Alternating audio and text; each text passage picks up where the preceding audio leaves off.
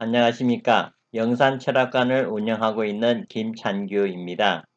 오늘은 일간을 기준으로 한 신살에 대해서 알아보도록 하겠습니다. 첫 번째로 양인입니다. 양인은 양간만 인정한다 하여 양인이라고 또 하고, 양인의 의미는 양의 목을 베는 형상이니 형벌을 맡은 살로서 강렬하고 흉폭하고 성급함 등을 나타냅니다. 일간이 갑을 병정, 무기, 경신, 임계로 갈 때 양인살에 해당하는 지지는 갑에는 묘, 을에는 진, 병에는 오, 정에는 미, 무토에는 오, 기토에는 미, 경금은 유, 신금은 술, 임수는 자, 개수는 축이 되겠습니다. 양인은 양간의 기준으로 12운성의 왕지이고 음간은 12운성의 관대지에 해당되나 음간은 양인의 성질이 약합니다. 오히려 천간의 겁재를 양인으로 보아도 무방합니다. 양인의 작용은 양인은 나에게 강력하고 최정점의 힘이기 때문에 양인이 있으면 도를 넘어 지나치게 과격하여 화를 자초하는 일이 많아 격국이 나쁘면 폭력배 등 난폭한 경우가 많고, 사주에 편관이 있어 양인의 악성을 제극하여 관살과 인수의 균형을 이루면 예상밖의 공명을 얻기도 합니다. 양인은 재성을 공격하므로 처와 아버지와 재물과는 인연이 약합니다. 그러므로 처와의 생사별 위험이 따르고 부친과 상극하게 되고 재산상의 실패가 항상 따릅니다. 양인은 불굴의 의지와 기상이 있고 남에게 지기 싫어하고 고집이 센 강한 사람이므로 의사나 열사가 많이 배출되고 군인, 경찰, 사법관, 의사 등이 많이 배출됩니다. 여명사주에 양인이 있어 신왕이면 개성이 강하여 화목하지 못하고 3개 이상이면 황음하여 그 수치를 모른다 하였습니다. 특히 여명월이 양인이면 아주 극악하다 하였습니다. 또한 일주가 정미일주면 남자일 경우 단처 불가라고 하였습니다. 연지에 있으면 조업을 파하고 은혜를 원수로 갚는 경향이 있습니다. 월지에 있으면 평굴한 성질이 있으며, 그러나 월과 일지에 있는 양인은 그 영향력이 조금 약합니다. 시지에 있으면 처자를 해치고 만년에 재화를 만나기 쉽습니다. 그러나 사주 중에 편관이 있으면 이 흉조가 억제됩니다. 일지에 양인이 있고 시에 편인이 있으면 처가 난산을 합니다. 겁재와 양인이 동주에 있으면 고향에 있지 않으며 외면은 겸양유한 듯하여도 내심은 무자비한 성질을 가질 수 있으며 가정도 적막하다 하였습니다.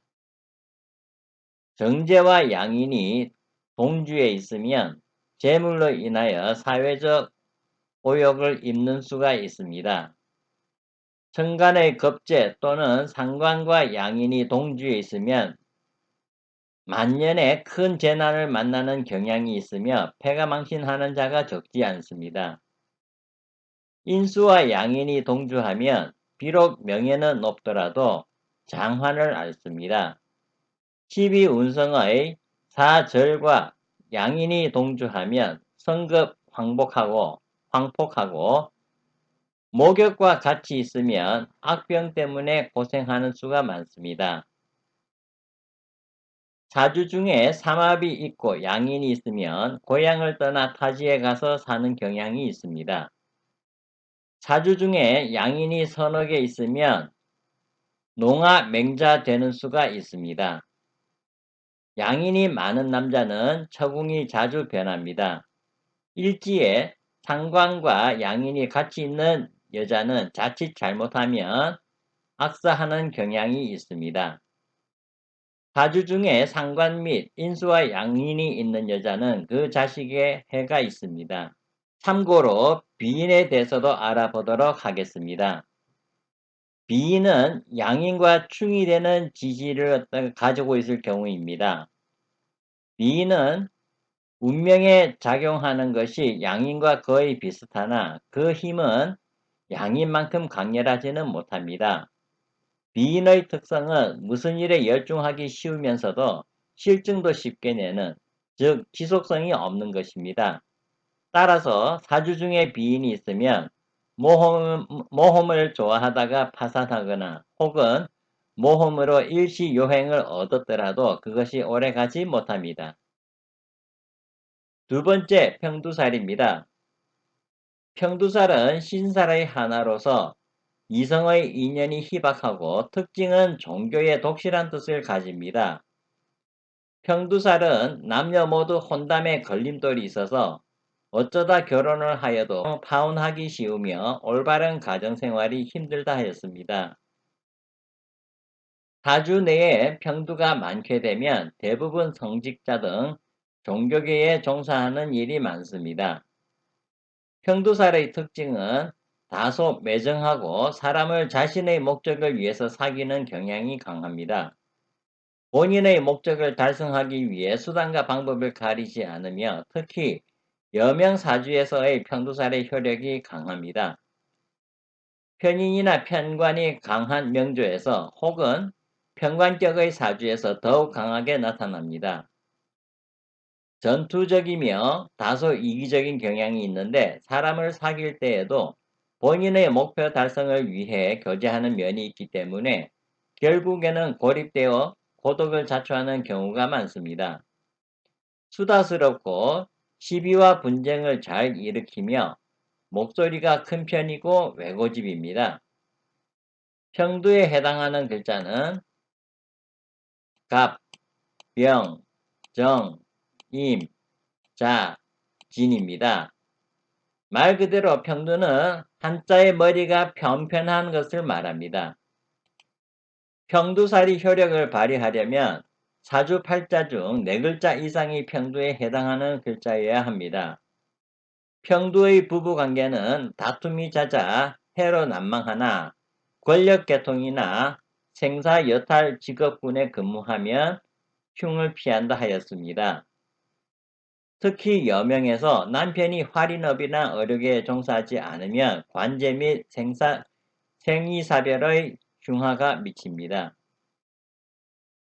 세 번째, 백호대살입니다.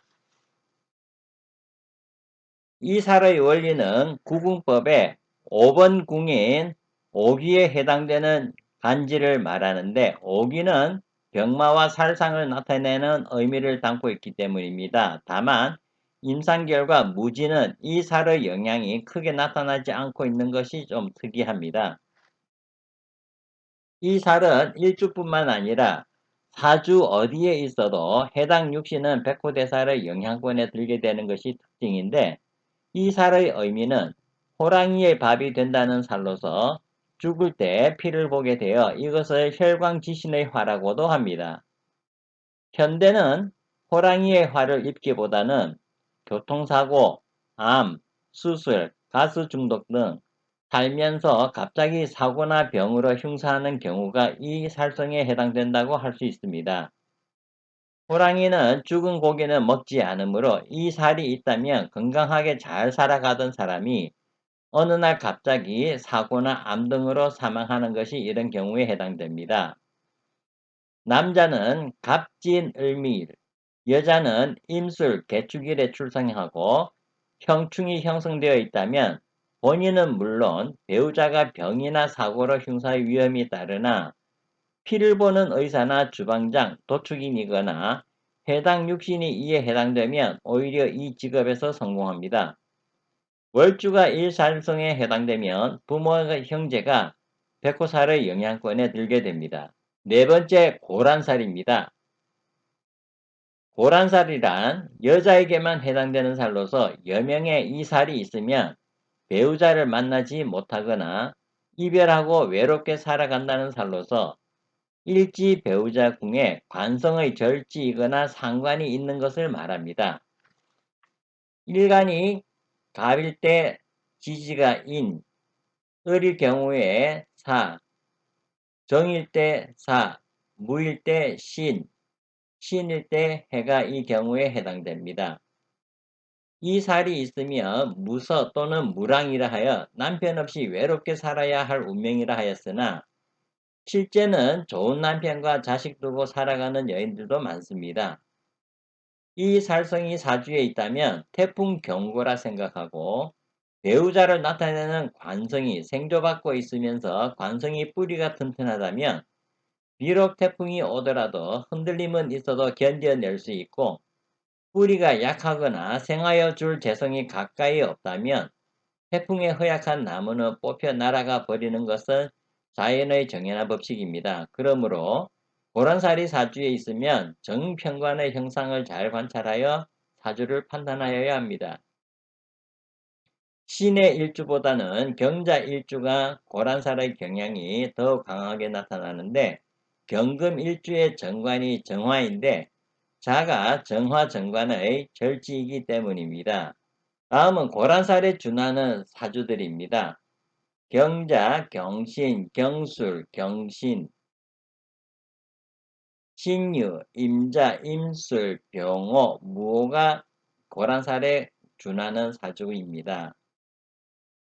또 생리사별 일주는 갑인, 을묘, 을미, 병호, 무진, 무술, 기추, 경신, 신유, 임자일주가 그런 경우에 해당이 됩니다. 다음은 탕화살입니다. 탕화살은 일지에 인, 오, 축이 있는 것을 말하고 탕화살이 사주에 있으면 화기의 재난이 발생하는데 화상, 음독, 총상 등을 입게 됩니다. 일지 탕화살이 있고 인신, 인사나 오오, 축오, 축미, 축술 등 형 또는 원진살이 되면 살의 의미가 더욱 강하게 됩니다. 여섯 번째로 홍염살입니다. 홍염살은 남녀 불문하고 인기가 많고 미적 감각이 뛰어나고 화려한 것을 좋아합니다. 특히 연예인에게는 좋은 길성이 됩니다. 일곱 번째로 함지살입니다. 이 살의 구성 원리는 12운성의 욕지로서 이 살이 일지에 있으면 남녀 모두 첩이나 정부를 두고 사랑과 세욕으로 몸을 망치는 살로서 일시에 있는 것이 더욱 강합니다. 갑자, 을사, 경호, 신해가 어느 주에 있든 천간의 육신은 함지살에 해당됩니다. 여덟 번째 낙정관살입니다. 물에 빠진다는 의미의 살성으로 명에 수기가 많고 이 살이 있으면 수액이 있습니다. 아홉 번째 음양착살입니다. 일간이 양이면 양착살, 음이면 음착살입니다. 일지에 있으면 외가, 시지에 있으면 처가, 여자는 부가가 몰락한다 하였습니다. 열 번째 현침살입니다. 갑오, 갑신, 신묘, 신미일주를 말하는데 해당 육신도 이 살성의 영향에 듭니다. 성격이 바늘처럼 예리하며 처자를 극합니다. 이 살이 있으면 포수, 침술, 의학업, 운명가, 기술업에 종사합니다. 여성으로 이 살이 있으면 사지가 아프고 쑤시며 두통으로 고생하게 된다 하였습니다. 이상으로 일간을 기준으로 한 신살에 대해서 알아보았습니다. 감사합니다.